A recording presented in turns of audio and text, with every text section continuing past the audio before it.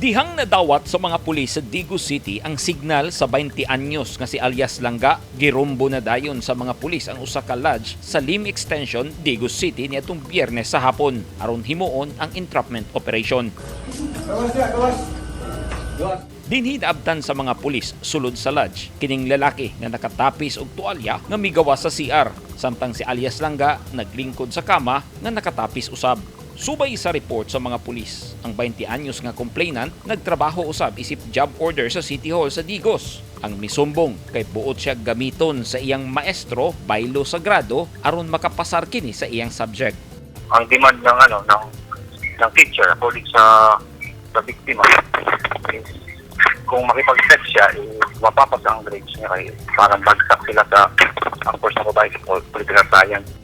Giila sa kapulisan sa Digos ang suspect na si Melchizedek John Banyas, 39 anyos, maestro sa University of Mindanao sa Digos City.